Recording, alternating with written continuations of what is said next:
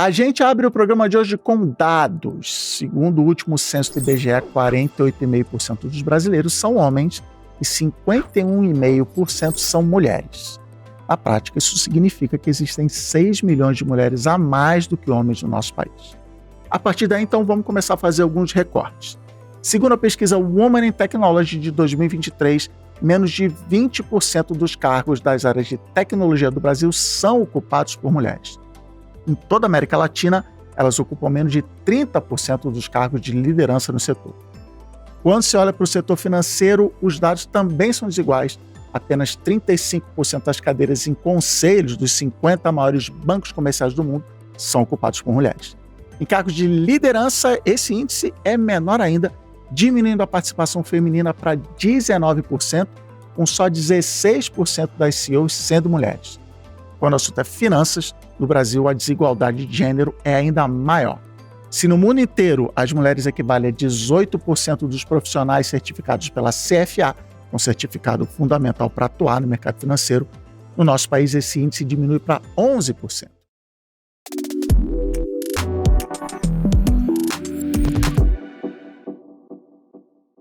Eu sou Cris Dias e para falar sobre tudo isso comigo hoje no Tudo Conectado e principalmente entender como mudar esse cenário, eu recebo 3 convidadas incríveis. Maiara Correia passou por grandes empresas como Walmart, Epson e KPMG e hoje é a founder e CEO da Proxy, empresa de consultoria personalizada. Oi, pessoal, um prazer estar aqui hoje com vocês. Boa. Aqui do meu lado tem a Thaís Perrella, com passagens em gigantes da logística mundial. Thaís, bem-vinda. Muito obrigada por estar aqui hoje, muito feliz. Boa. E para completar nossa bancada do Tudo Conectado hoje está a Marina Bertolucci, que é superintendente executiva de pessoas e ESG da Tecban. Marina, prazer te receber aqui. Prazer, pessoal, uma delícia estar aqui hoje. Obrigada. Boa. A gente sempre começa o programa com vocês se apresentando, contando a sua história, como chegaram aqui, como vieram para nessa mesa. Quem pode começar? Marina, você falou por último agora. Vou começar. Eu sou Marina, mineira, estou em São Paulo aí há 26 anos, então, mas o sotaque ainda vem com força, acho que não perco mais não. Eu estou hoje na Tecban como superintendente, né, como você já comentou, de pessoas e ESG. Passei aí minha jornada por várias empresas, vários setores, passei por telecomunicações, passei por varejo, mercado imobiliário, investidas de fundo de investimentos. E agora eu estou 14 anos na Tecban, fazendo um trabalho aí voltado para pessoas e ESG. Boa. Thaís, como que você chegou aqui? Bom, meu nome é Thaís, tenho 28 anos de experiência, sou paulistana, já morei fora, já morei em outras cidades, sempre a trabalho. Comecei na área de logística ainda na década de 90, muito incentivada na época pela abertura do comércio fomentada pelo governo Collor.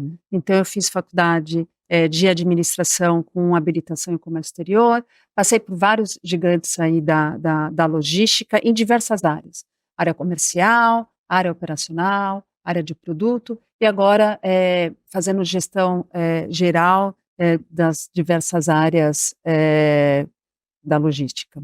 Boa. Você, Mãe. Bom, eu acho que eu sou a mais novinha, né? Eu comecei minha carreira em Big Four, passei antes por outras empresas como estagiária, parte de banco, indústria, mas foi ali na Big Four mesmo que eu encontrei o que eu queria fazer para a vida.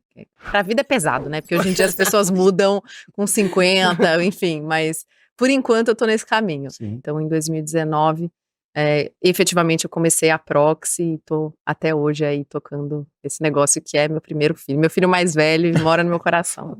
Demais. Gente, vocês contaram a história de vocês, deu para ver grandes empresas, grandes setores e tal.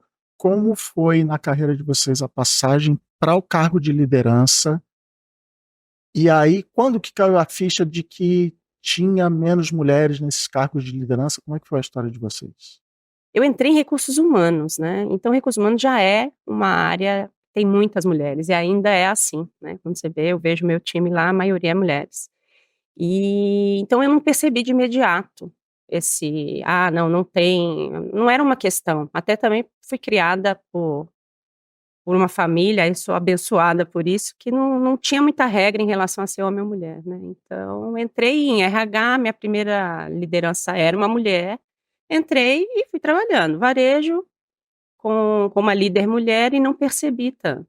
Quando eu assumi minha primeira posição de liderança, dentro de recursos humanos e dentro de RH ainda tinha outras líderes mulheres. Mas quando você olha para fora, aí já são outros 500, né. Quando eu olhava para os meus pares, nas outras áreas, eu falava: "Opa, então Você vai não naquela tem". reunião um nível acima Exato. aí. E aí você olha e fala: "Opa, tem alguma coisa diferente", né. E aí você desperta e fala: "Nossa, ainda temos um caminho para percorrer em relação a ter mais mulheres, principalmente em posições de liderança", né. Legal. Como foi isso?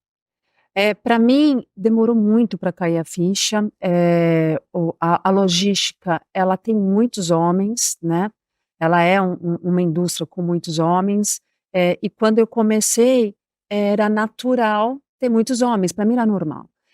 Eu só fui perceber quando eu olhava, pra a liderança e via que mulheres estavam ou nos recursos humanos ou no máximo na área de processos. Mas nas outras áreas As eram 2. só Ou marketing, né, marketing também marketing costuma ter. também, verdade, porque verdade.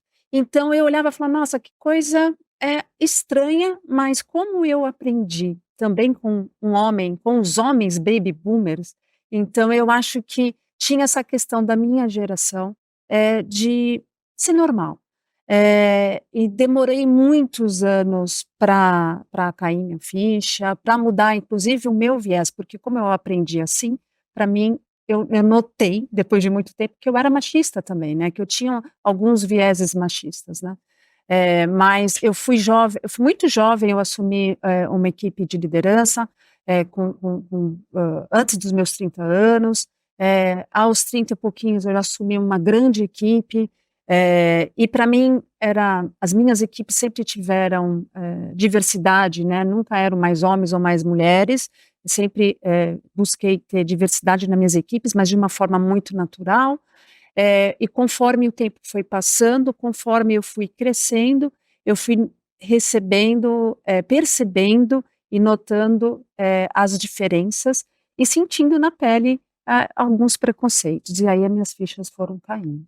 Legal. Você é nas Big Four. Eu comecei em Big Four e quando eu cheguei turma de trainee, né, hoje eu não sei como que é, mas na época que eu entrei, era muita gente, né, então tinha muita menina, muito menino, a gente era tudo novinho, recém-formado, então ali naquele meu ambiente eu não via muito, mas quando eu olhava para cima, tinham poucas mulheres em posições de liderança, tanto que eu me apeguei na imagem, na figura, muito da Ana Rosa, que ela era sócia na época, né, que eu trabalhava lá, e eu falo abertamente do nome dela, porque até hoje eu conto essa história para ela, e quando eu a via numa posição forte, ela sempre foi uma mulher muito forte, muito decidida, muito sem defeitos, assim, ela era a minha inspiração, e por isso que eu falo muito até hoje da questão da gente ter referência, né, a gente conseguir se enxergar numa posição.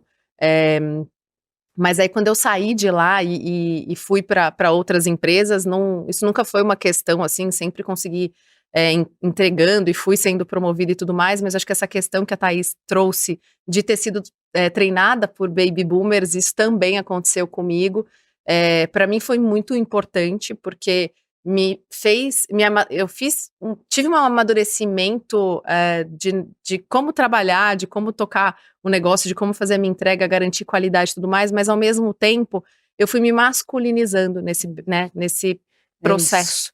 Então eu fui, perdendo um pouco da feminilidade, quando eu ia para uma reunião eu tinha que me posicionar, não usava vestido, eu usava calça, eu colocava camisa, então eu tive que ir criando uma casca e criando um personagem, e a forma que eu ia fazendo isso era natural, e conforme eu fui sentindo, mas eu não percebia, e quando eu cheguei aí no meu primeiro cargo de liderança, eu percebi, poxa, quando chegou aquela trainee, aquela estagiária, né, que era um pouco, ainda estava, quando eu estava lá no começo, mais crua, eu pensei, nossa, eu me masculinizei muito no processo e eu nem percebi, né, então, acho que isso acaba acontecendo bastante, né, quando a Nossa, gente acontece muito. Até gostaria de incluir aqui uma história que, infelizmente, eu ouvi E foi uma das razões de que minha ficha começou a cair, que um chefe meu me disse, numa reunião com homens, eu era a única mulher, e ele falou, para ele estava me elogiando, nossa, olha que legal, a Thaís pensa como a gente. Então, eu ouvi muitas Eu aprendi essa palavra, elofensa. Acha que está elogiando. É bem isso. Aí eu falei, como assim pensa como a gente, né? Nossa, ela é uma de nós. Então, me equiparando à forma de pensar masculina, né? E aí foi uma das minhas fichas começaram a cair ali, né? Eu também já recebi alguns, mais de uma vez. Nossa, a Marina é muito mais macho que muito homem.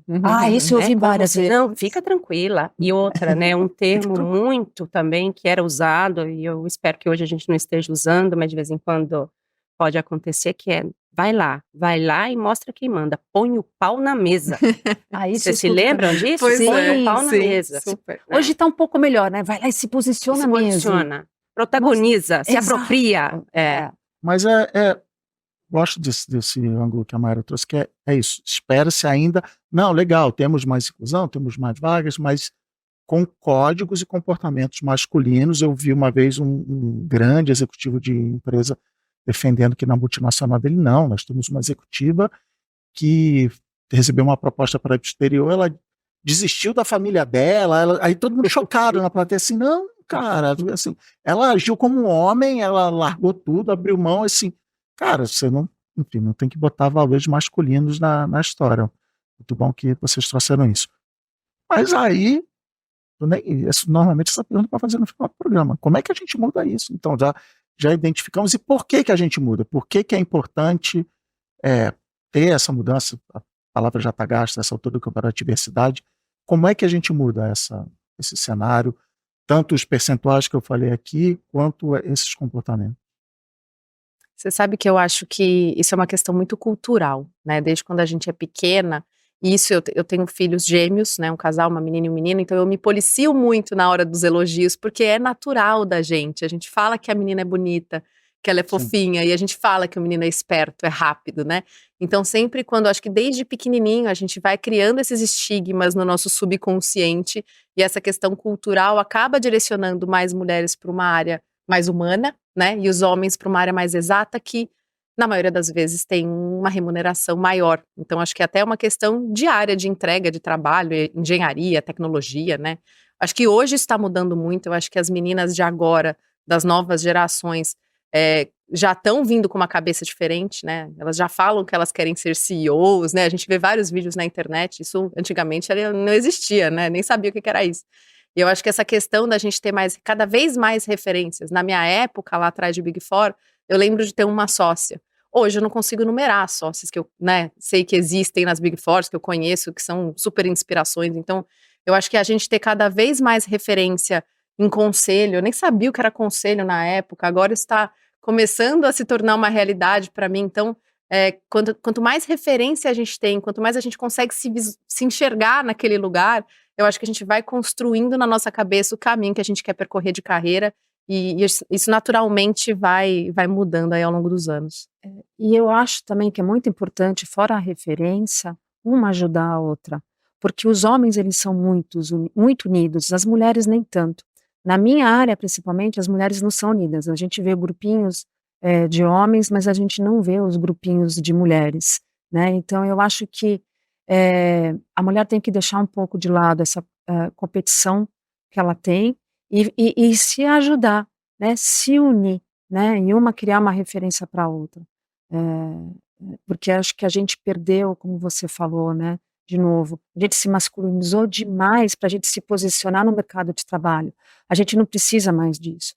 Eu acho que, principalmente a minha geração, né? Ela vem mudando isso e abrindo para as outras gerações que não se precisa mais disso, né? A geração Z, ela tem um mindset diferente, né? É uma geração que ela é ativista, que ela já é diversificada, que ela nasceu digital. Então, eu acredito muito que essa geração, não importa nem o gênero, eles vão fazer a diferença daqui a pouco, mais diferença, né? Eles estão aí no mercado de trabalho já com seus 20 e poucos anos, e eles vão fazer diferença no futuro para nós. Eu acho que tem várias coisas que a gente pode fazer, Cris, assim, acho que despertou a consciência, no momento que caiu a ficha, assim como caiu a nossa ficha, a gente já tem que assumir uma responsabilidade sobre isso. Se eu tenho filhos, já educá-los de uma outra forma, se eu estou numa posição de liderança, já criar políticas e programas, por exemplo, agora, a gente vive, né, no mercado muito masculino ali na Tecban, né, e a justificativa, não, faz parte, ok, não é tão fácil você ter vigilantes mulheres, não é tão fácil você ter técnicas em eletrônica, mulheres, mas isso poderia fazer sentido no passado, não faz sentido eu usar Vai isso mais. perpetuando, né? Então eu preciso olhar para isso e falar, o que que eu vou fazer com isso, né? Então eu vou criar, vou fazer campanhas em escolas para elas estimularem mais pessoas, mais mulheres se tornarem técnicas, eu vou fornecer bolsas, por exemplo, para ter mais vigilantes, seja aqui em São Paulo, seja nos grandes centros, seja em cidades onde as empresas estão. Eu estou falando aqui numa perspectiva de Tecban, mas outros profissionais em posições de liderança que consigam influenciar, abrir caminhos para essas mulheres poderem ser o que elas quiserem ser, e isso não ser só um clichê. Então, por exemplo, quando a gente fala, a diversidade é um tema que está batido, que continue sendo batido, até a gente olhar para isso com esse despertar de consciência.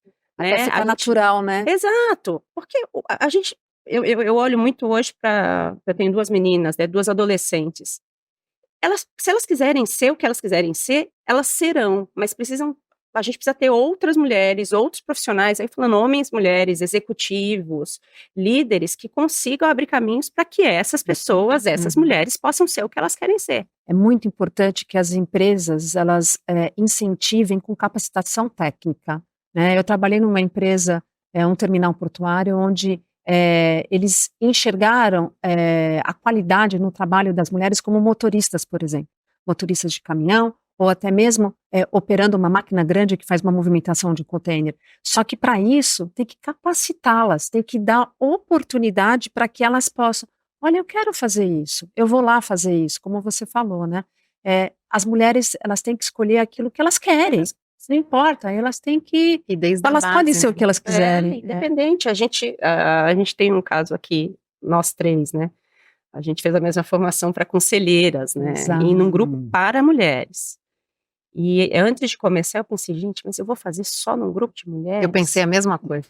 Aí, E eu fiz por causa disso. eu vou, né? Porque nós estamos falando do início da primeira carreira, e nós estamos falando do número que você trouxe, de 35% de mulheres só em conselho. E tem uma mulherada muito preparada para assumir essas cadeiras. Então, quando a gente fala de educação, que a Thaís está trazendo, é isso. O cargo, a posição que a mulher quiser ocupar, mas precisamos abrir caminhos. E tem uma coisa muito interessante que aconteceu, inclusive, essa semana. Uma das profissionais que a gente estava trabalhando, é uma profissional de limpeza, ela resolveu fazer o curso de formação para vigilante. Fez o curso. E voltou e vai assumir uma posição. As outras mulheres olharam e falaram, opa, eu também posso. Então, esse exemplo no dia a dia é muito mais forte do que eu programar algo no Instagram para que as pessoas olhem. Sim. Porque ela está vendo que é Inspiração, né? possível. Uma colega dela entrou num mercado que ela nem imaginava que poderia entrar, que é predominantemente masculino. Então, acho que tem muita coisa que a gente pode fazer, mas o mais legal é quando cai a ficha. Que aí se apropria de ajudar essas outras mulheres, como a Thaís falou. A gente tem muito a fazer. Muito. Legal. E a gente que tem a consciência agora, a gente tem, acho que a Obrigação. obrigação Exato. de fazer alguma coisa. Exato. Boa. Mas aí, legal, deu certo nosso plano aqui, vamos colocar em prática, mas aí tem outra estatística que fala que as mulheres ganham, em média, no mesmo cargo, 20%, números até 19,4%. Mulheres ganham menos do que homens ocupando o mesmo cargo. E eu lembrei desse número quando você falou até de se isolam, não conversam entre si. Como é que a gente também ajuda? Ah, não, legal, agora aqui liderança toda feminina, cortei meus custos em 20%, não. Como é que a gente equipara na linha salarial também? Eu vou falar aqui do lugar, eu vou falar aqui do lugar técnico de RH, né? Porque a gente às vezes, e aí eu tô falando do lugar, gente, de empresas grandes que têm suas políticas salariais, tá? Eu vou fazer um recorte nisso agora, mas que é uma realidade, né? Também, né? Então a gente muitas vezes fala, nossas tabelas salariais, elas são a gênero, ela não está escrito se é para homem ou é para mulher. Então, esse é um discurso que é a capinha da cebola. Ela não vale quando você começa a alocar as pessoas nessas faixas salariais. Aí você descobre essas discrepâncias. E aí é com políticas bem específicas para a gente olhar para isso. E não são políticas que geram conforto na população, né? Porque vem muito, mas é a meritocracia, isso é um outro assunto que dá outro podcast, né? Mas quando a gente olha que a gente precisa fazer algo com aquilo, entender que as pessoas que estão alocadas ali, elas têm uma diferença salarial, é preciso ser olhado. E por isso é muito importante que os líderes ajudem, né? Porque não adianta o recursos humanos ter metodologia, ter as tabelas, e os líderes sempre a terem outras formas de mudar isso, né? Usando as faixas salariais. Eu acho que a gente, como líder, tem muita responsabilidade nisso, e está trabalhando com isso. Não é o gênero, não é a pessoa, e sim a cadeira, é a posição. Porque realmente ainda a gente vê, infelizmente, diferenças salariais até nos cargos de liderança, né? Sim, também.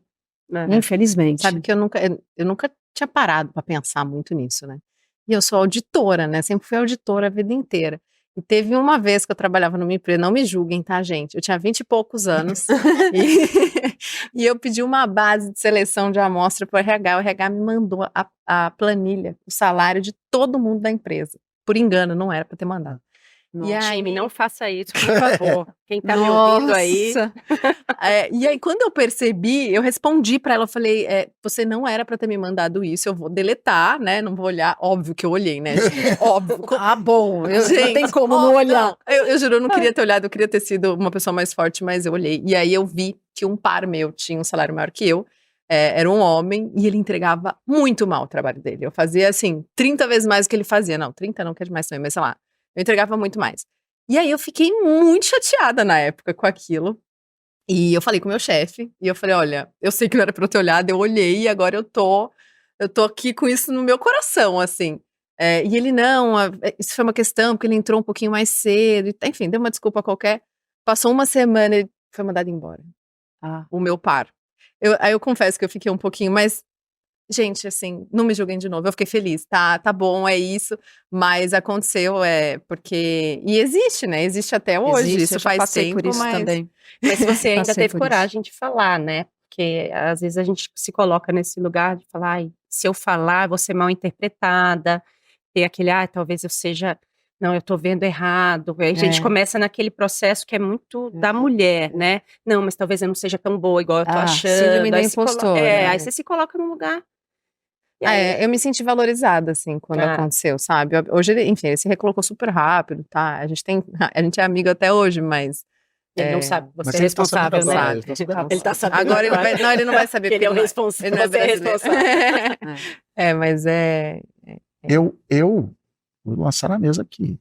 Eu já propus em outros podcasts, para mim, parte, não é todo esse problema, ele vem de uma coisa que eu odeio, que é você perguntar para a pessoa quanto ela quer ganhar. Eu já passei por entrevista. Tá aqui, muito bem. Chega no final, muito bem, você conversou com todo mundo. Qual a sua pretensão salarial? E a minha resposta sempre é, cara, quem sabe a pretensão salarial é vocês. Vocês sabem quanto vocês têm para pagar. E sempre a resposta é, não, mas a gente quer saber. Galera, dá um jeito.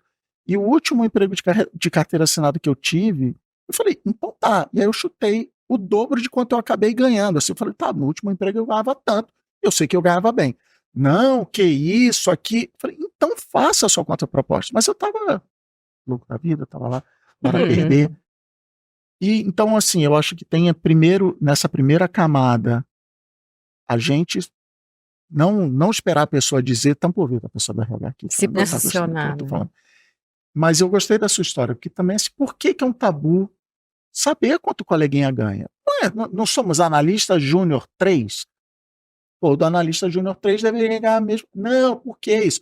Entrou naquela época, teve não sei o que, então o plano de salário e carreira tem. Não precisam responder, não quero comprometer ninguém aqui. Não, mas eu posso falar, agora eu vou dar a contrapartida, porque eu pergunto a expectativa da pessoa. Não sei se estou certa, se eu estou errada, tá, gente? Eu abri minha empresa há 6 anos e eu acabo fazendo tudo, eu vou aprendendo de uma forma, às vezes, muito empírica também. Mas por que eu pergunto? Eu gosto de ouvir da pessoa, porque eu tenho meu orçamento. Isso aconteceu agora, recentemente. E aí eu pergunto à pessoa, qual que é a sua expectativa? A pessoa fala, minha expectativa é 10, vou dar um exemplo. O meu orçamento é 9, ou é 8.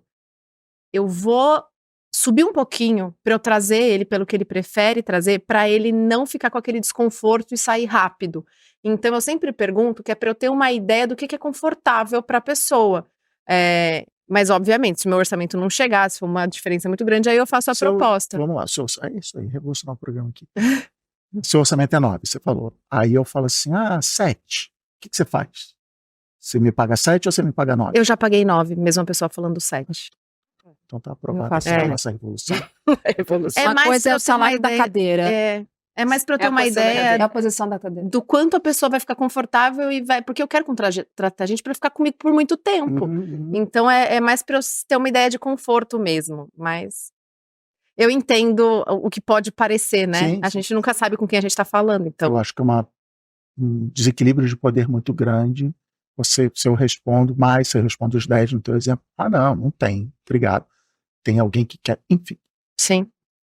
Eu acho que é um bom gancho para a próxima pergunta, que é, vocês já contaram essas histórias e eu quero saber como é que a gente resolve isso, que é cargos de liderança. Você trabalhou numa Big Four, eu trabalhei numa Big Tech. Na Big Tech era assim, mulheres, homens, diversidade rolando solta. Isso aí ia subindo no organograma, cada vez mais homem no percentual que a gente chegou. E aí, você já até lançou essa palavra, não, porque a gente fez um processo de entrevista pelos méritos, pela avaliação de performance, por não sei o que e tal, e você vê que não, que continua, passa ano, passa gestão, próximo VP é homem, como é que de novo a gente muda isso? O que vocês já viveram, que vocês viram, não, a gente tentou isso aqui e deu certo, fazer desse jeito diferente? Olha, eu vou falar de uma questão recente que a gente está falando, que está fazendo, que é bem pragmático, assim. A gente precisa aumentar a quantidade de mulheres em posições de liderança na TecOne. Então, a gente está acelerando mesmo, fazendo programas de aceleração em mulheres que não têm posição de gestão hoje, mas que têm potencial para, aceleradas mesmo, com capacitação e com mentoria de mulheres líderes. Então, é uma alternativa para você ter mais mulheres prontas, assim como a gente fez, trazendo de novo a questão do conselho, né?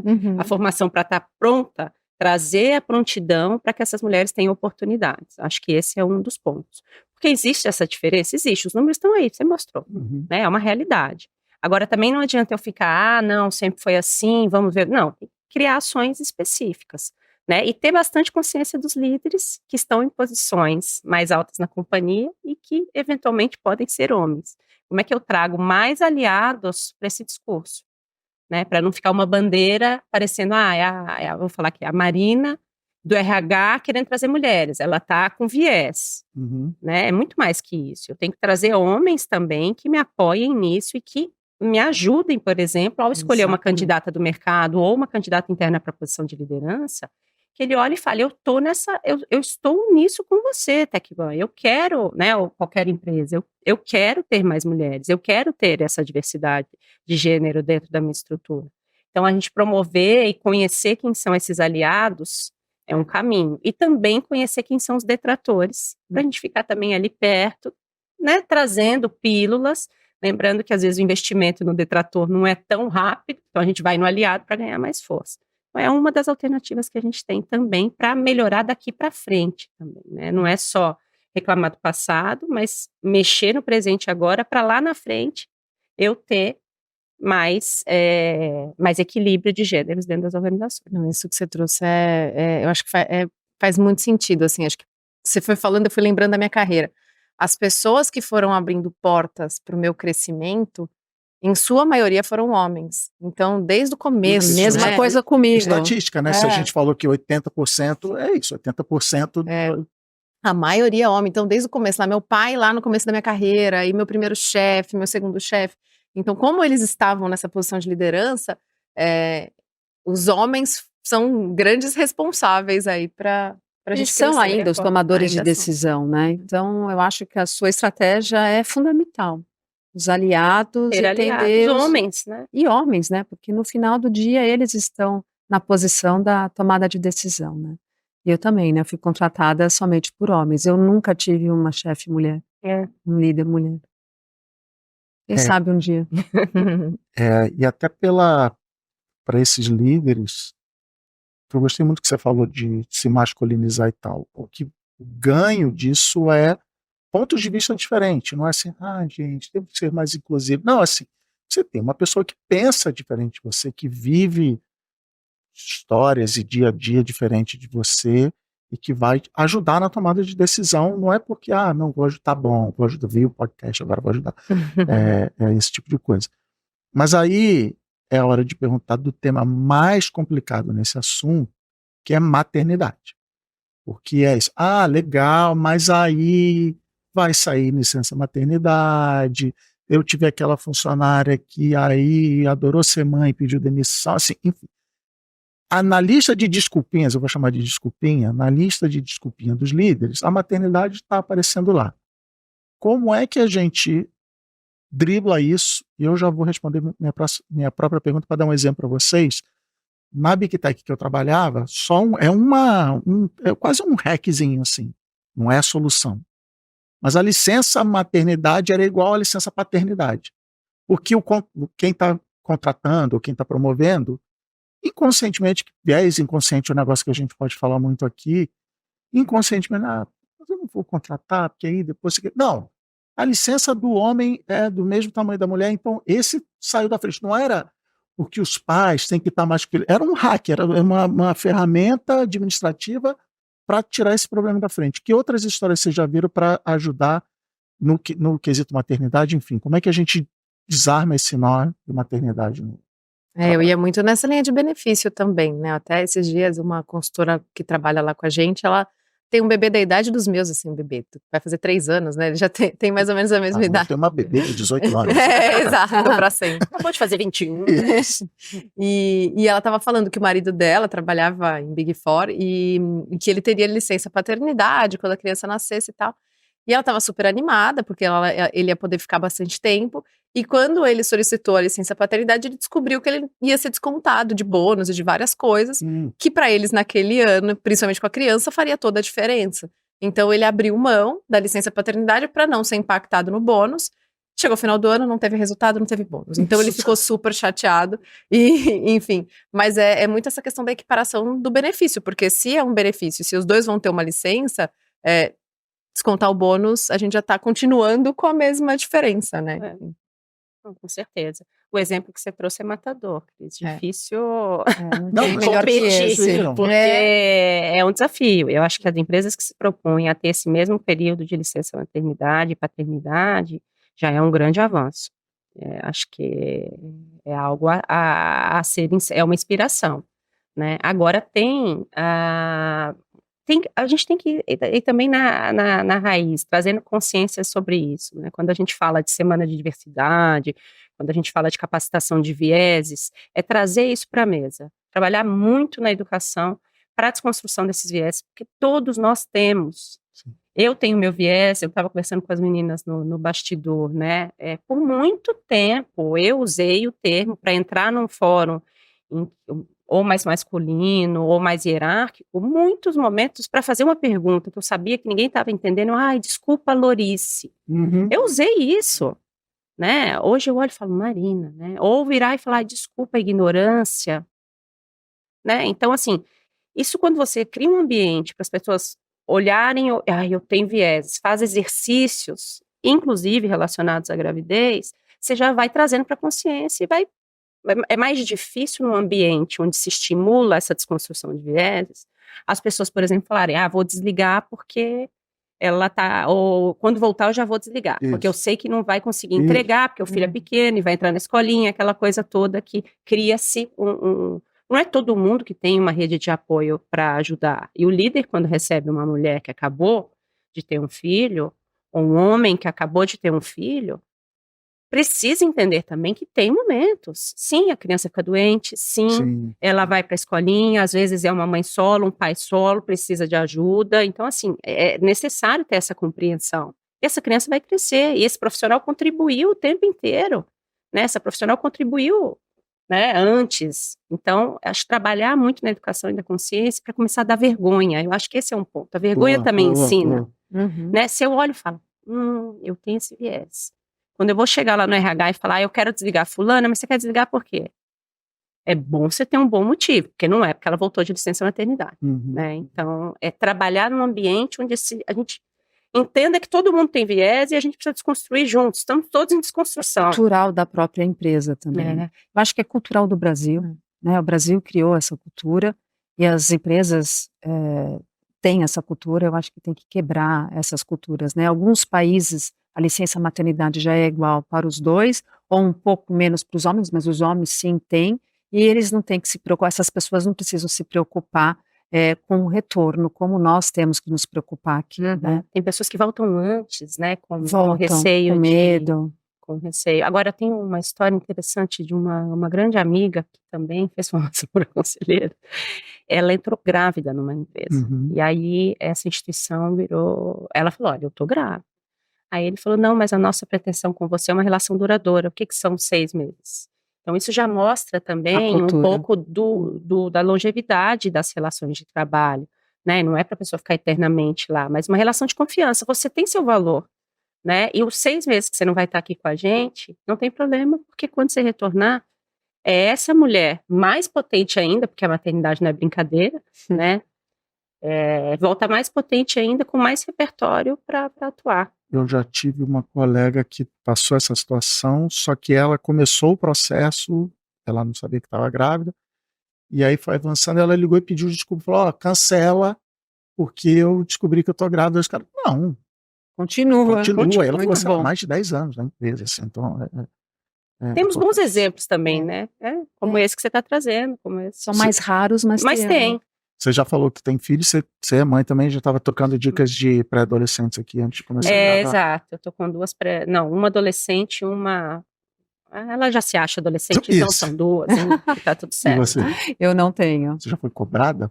Fui cobrada e sofri bastante preconceito por não tê-los. Eu tenho 2 histórias interessantes, né? Eu liderava uma executiva e ela estava me contando como que ela me admirava, que ela queria ter minha posição, ela queria ser mentorada por mim e tal. Aí ela quis entrar um pouco no assunto mais pessoal, e falou, posso te fazer mais perguntas? Eu falei, pode. E aí até que ela me perguntou, você tem filhos? Eu falei, não tenho. Mas você não vai ter? Ou você pretende ter? Eu falei assim, não, eu não gostaria de ter filhos. Nossa, ela ficou tão chocada que ela não sabia o que me falar, e no final ela virou para mim e falou assim, olha, eu vou rezar por você para você mudar de ideia. Porque ela estava me admirando como profissional. Estava indo tão bem, estava indo tão bem. Estava indo tão bem, mas depois quando ela descobriu que eu não queria ter filhos, foi uma decepção tão grande que ela teve. Então isso foi um momento muito interessante. E o outro foi de uma pessoa que não tinha uma posição de liderança, que também estava me perguntando, que faculdade que você fez, né? Como é que foi tua trajetória? E aí no final ela falou assim, mas você tem filhos? Eu falei, não tenho filhos. Ela falou, então, por isso que você chegou onde você chegou, né? Porque você tem tempo. Eu falei, eu só ri, né? Eu achei melhor não responder.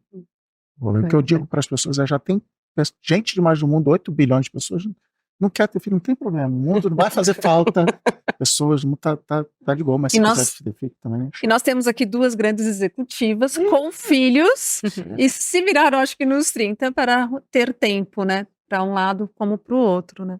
Boa. Mas é legal, você falou agora de uma pessoa que foi te pedir como mentora, você já falou de conselheiro, você já falou de um exemplo de uma líder que te inspirou, agora é hora de fazer o contrário e vocês darem conselhos para essas pessoas que estão olhando, passando por essa, que legal, que interessante tal, que conselhos vocês dão para quem está assistindo a gente?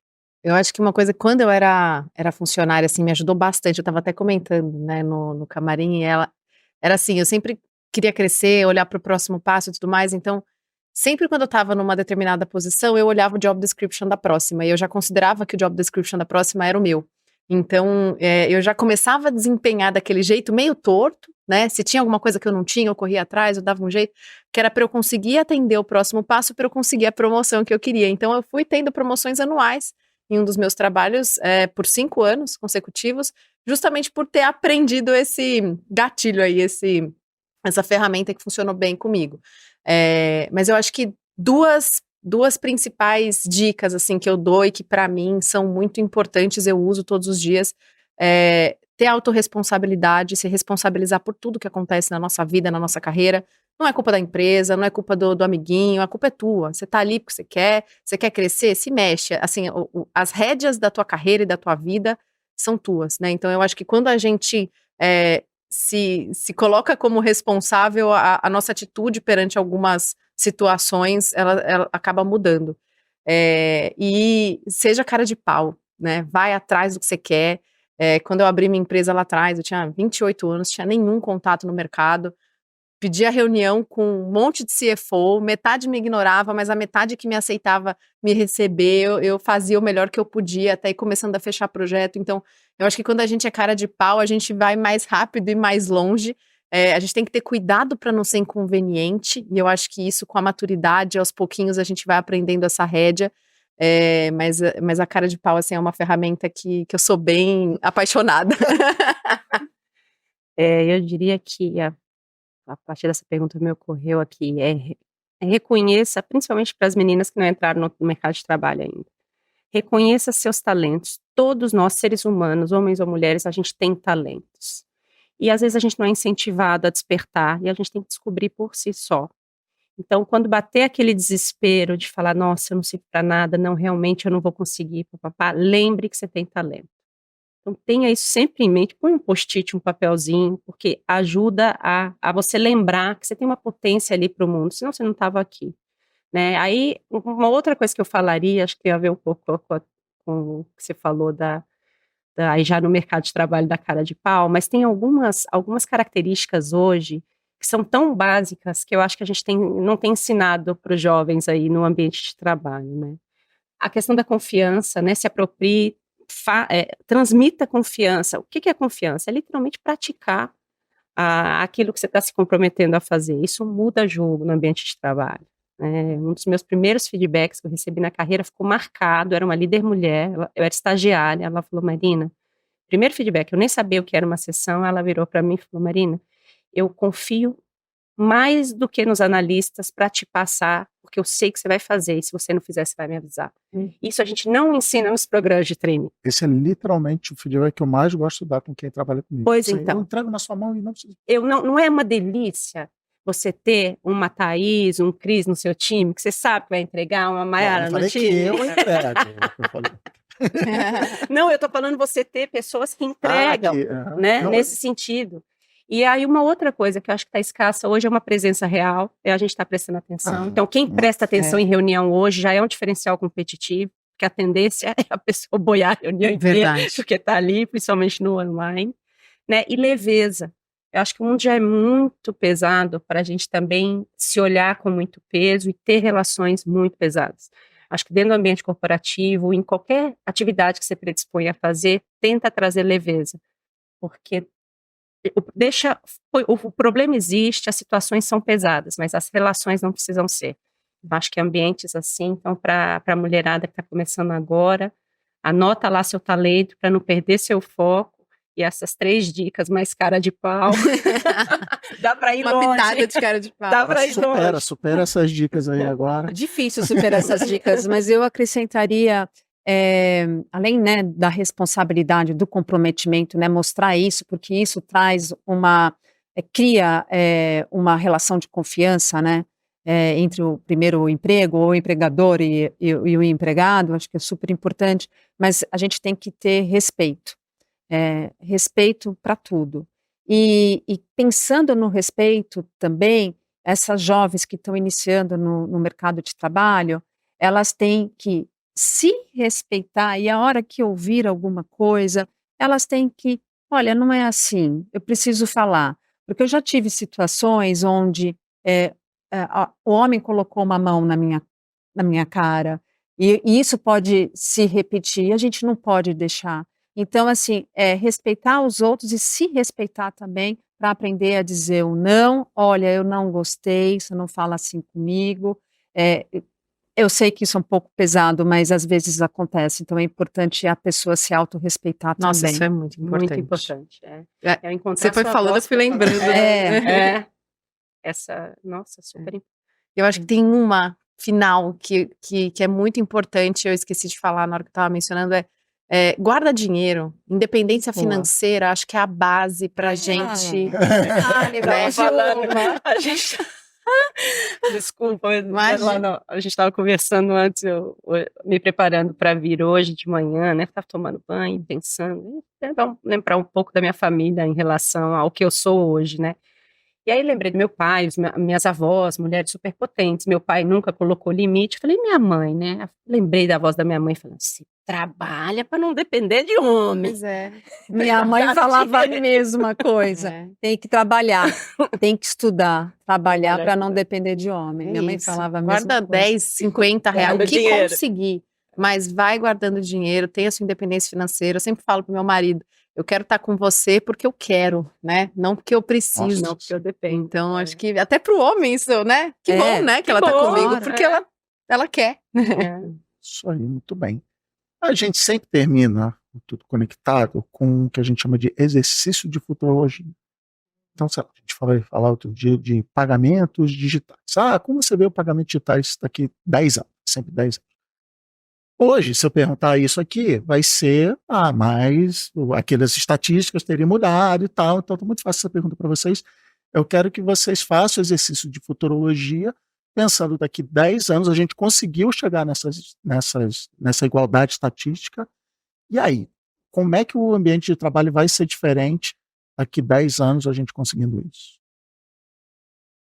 Puxando a sardinha para o nosso lado, acho que as empresas vão estar com muito mais rentabilidade, muito mais retorno, crescendo, menos taxas de burnout, burn-on, que agora é o termo. Então, já que é para sonhar grande daqui a 10 anos, é um olhar para esses 10 anos passados e falar, nossa, deu super certo a gente ter batido tantas vezes nesse assunto. É claro que esse é um olhar otimista, né? Eu acho que em 10 anos a gente ainda vai estar conversando sobre isso, infelizmente. Mas que ainda estejamos, isso já é um bom sinal, que a gente continue falando sobre o tema. Se a gente não estiver nesse lugar de já estar no equilíbrio, a gente continue falando até que esse equilíbrio chegue. Eu acho que daqui a 10 anos, eu também sou super otimista, porque daqui a 10 anos a geração Z vai estar nos 30. E eu acho que essa turma toda, eles vão estar elevando a gente para outro patamar, né? Porque eles são, como eu falei, né, esses jovens que nasceram digitais, que a gente abriu as portas para esses jovens. Eu acho que eles vão estar nos ajudando a mudar essas taxas. Do começo você falou das taxas gerais, né? E também falou da mulher na tecnologia. Mas a mulher em logística, a liderança feminina em logística, eu estava lendo um relatório da McKinsey, representa 15% só. É muito pouco. É muito pouco. Eu sou otimista também. Até um dos valores lá da minha empresa é somos otimistas e nos divertimos no percurso. Eu acho que tem que ser leve. Muito bom. Né? E eu acho que de quando eu entrei no mundo corporativo, no mercado, hoje já mudou muito. A gente já está muito mais igual, apesar de ainda ter um gap muito grande. Eu acho que daqui a 10 anos a gente já vai ter evoluído bastante. Então, eu sou bem otimista nesse sentido. Também. E acho que as empresas vão ter, né, a sociedade vai ter essa responsabilidade de manter, né, esse tema em pauta para a gente conseguir evoluir, né? Então, os líderes de hoje, por favor, contribuam com essa geração Z para que eles cheguem daqui a 10 anos com esse mindset, né? E não retrocedam. Exatamente. Muito bem. Eu conversei aqui com a Marina Bertolucci, Mayara Correia e Thaís Perrella. Obrigado. Obrigada, Cris. Obrigada. Muito bom. Demais. E obrigado a você que acompanhou a gente. Entra aí no YouTube da TecBan para já acompanhar os episódios que já foram lá. A gente falou de um monte de coisa. E segue a gente também nas redes sociais para ficar sabendo o que vem por aí. E até o próximo programa.